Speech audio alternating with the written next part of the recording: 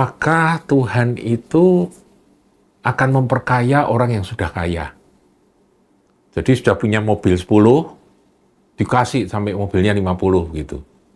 Sudah punya rumah 3, dikasih rumahnya jadi 30. Apakah begitu, saudara? Sudah punya, dikasih. Bukankah demikian bunyi firman-Nya? Sebaliknya, yang nggak punya akan dihabisin. Jadi punyanya cuma sepeda butut gitu, diambil sekalian. Shalom para kekasih Tuhan, umat tebusan biji mata Allah. Damai sejahtera dari tempat maha tinggi turun atas kita semua. Saudaraku, di dalam suara gembala kali ini, saya ingin mengajak saudara untuk membaca satu ayat yang terdapat di dalam Matius 13 ayat yang ke-12. Nah, ayat ini nanti kalau kita sudah baca, ternyata kita jumpai di berbagai perikop dari pengajaran Tuhan Yesus. Muncul lagi dan muncul lagi. Saya bacakan, saudaraku. Karena siapa yang mempunyai, kepadanya akan diberi, sehingga ia berkelimpahan. Jadi sudah punya, malah diberi, sampai berkelimpahan. Tetapi, ini sebaliknya, siapa yang tidak mempunyai, apapun juga yang ada padanya, akan diambil daripadanya. Jadi malah dihabisin. Saudaraku, satu ayat ini, kalau kita comot dan kita baca di luar konteks, ini bisa menimbulkan berbagai tafsir, dan tafsirannya bisa keliru, saudaraku. Nah, kalau saudara membaca ayat ini saja dan kemudian merenungkan tanpa kita melihat konteksnya, kira-kira bagaimana, saudara, pendapat Anda dengan ayat ini? Karena siapa yang mempunyai, kepadanya akan diberi, sehingga ia berkelimpahan. Tetapi siapa yang tidak mempunyai, apapun juga yang ada padanya akan diambil daripadanya. Apakah Tuhan itu akan memperkaya orang yang sudah kaya? Jadi sudah punya mobil 10, dikasih sampai mobilnya 50 gitu. Sudah punya rumah 3, dikasih rumahnya jadi 30. Apakah begitu, saudara? Sudah punya, dikasih. Bukankah demikian bunyi firman-Nya? Sebaliknya, yang nggak punya akan dihabisin. Jadi punyanya cuma sepeda butut gitu, diambil sekalian. Nggak punya apa-apa sampean. Kalau satu ayat ini kita comot dan kita baca lepas konteks, sepertinya begitu. Tetapi sebetulnya apa yang dimaksudkan oleh Tuhan dengan ayat ini? Tadi sudah saya katakan bahwa ayat ini diulang lagi oleh Tuhan di berbagai perikop ketika Tuhan mengajarkan. Nah, sekarang kita lihat dulu dalam Matius 13. Saudaraku, konteks dalam Matius 13 itu sebetulnya konteksnya adalah perumpamaan seorang penabur. Jadi Tuhan sedang berbicara tentang seorang penabur, perumpamaan seorang penabur yang menabur benih, yaitu benih firman, dan kemudian ada berbagai jenis tanah yang menyambutnya. Tanah yang menerima taburan itu.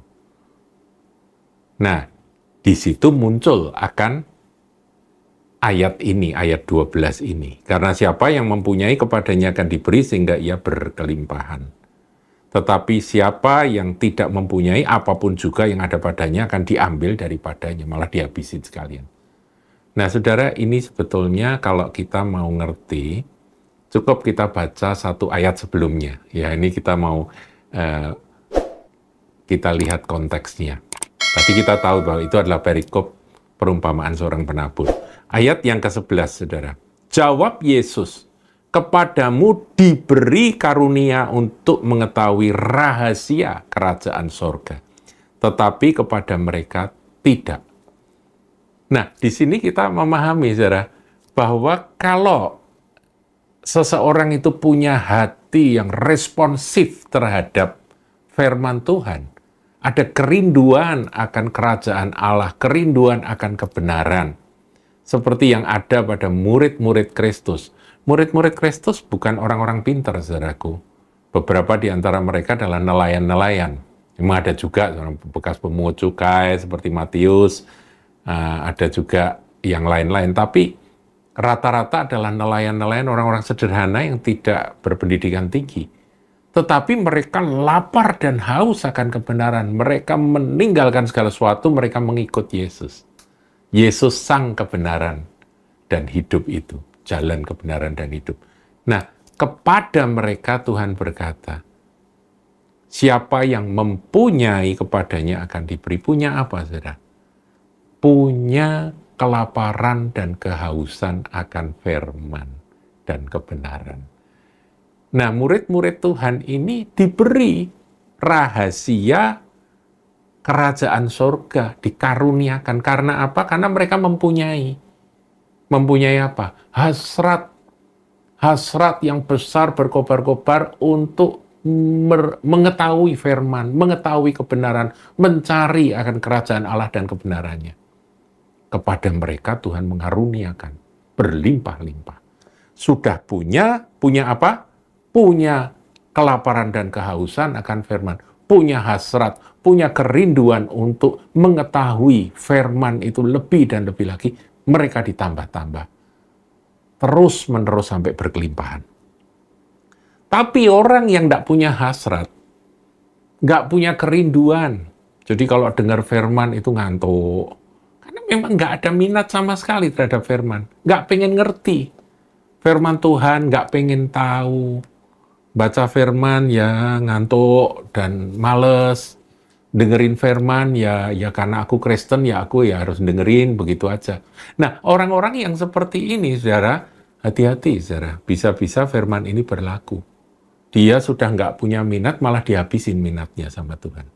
Sampai akhirnya dia sama sekali tidak ada keinginan untuk mendapatkan kerajaan Allah.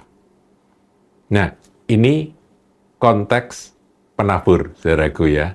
Jadi kita mau jadi tanah yang baik, seperti murid-murid Tuhan menjadi tanah yang baik untuk setiap taburan firman. Mereka haus, mereka pengen belajar, mereka tanya pada Tuhan, mereka terus mau ngerti lebih dan lebih lagi. Nah, orang-orang seperti ini akan ditambah-tambah oleh Tuhan. Jadi ini tidak berbicara tentang kekayaan jasmani, saudaraku. Saudara jangan salah tafsir ya. Saya pernah dengar ada seorang teman berkata, kalau ada orang kaya makin kaya, itu alkitabiah. Nah, tidak begitu, saudaraku. Ini Tuhan tidak berbicara tentang harta kekayaan jasmani. Enggak. Nah, sekarang kita lihat perikop yang lainnya di Injil Matius, masih Injil Matius, yaitu Matius 25. Di dalam perumpamaan tentang talenta, saudaraku. Nah, ayat yang ke-29, ya kita mulai 28 aja ya, supaya ada hubungannya dengan talenta. 28 dikatakan, sebab itu ambillah talenta itu daripadanya, yaitu yang 1 talenta yang disembunyikan itu, dan berikanlah kepada orang yang mempunyai 10 talenta itu. Yang kita tahu ya, yang 10 talenta mengerjakan akan talenta itu, berikan kepada yang 10 talenta. Yang 1 talenta yang tidak berbuah, yang tidak menghasilkan apa-apa, ambil sekalian. Nah, kemudian ayat 29, karena setiap orang yang mempunyai, ya ini pengulangan dari ayat tadi, kepadanya akan diberi sehingga ia berkelimpahan, tetapi siapa yang tidak mempunyai, apapun juga yang ada padanya akan diambil daripadanya. Bahkan ayat 30 mengerikan, dan campakkanlah hamba yang tidak berguna itu ke dalam kegelapan yang paling gelap, di sanalah akan terdapat ratap dan kertak gigi. Nah, saudaraku, muncul lagi di ayat 29 tadi, karena setiap orang yang mempunyai kepadanya akan diberi sehingga ia berkelimpahan. Nah, dalam konteks ini, punya apa? Punya semangat untuk mengembangkan talenta yang sudah Tuhan berikan. Nggak peduli talentanya 10 banyak, dia kembangkan menjadi lebih banyak lagi, dan Tuhan berjanji yang sudah punya Punya apa? Bukan punya talenta. Semua dikasih talenta. Mereka yang punya apa? Punya hasrat untuk mengembangkan.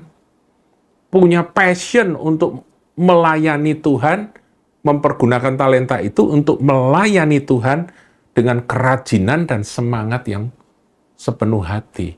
Nah, ketika orang tersebut mengembangkan talenta itu, mengerjakan talenta itu dengan sepenuh hati dan menghasilkan sesuatu, itu karena Tuhan yang memberkati, ditambah-tambah.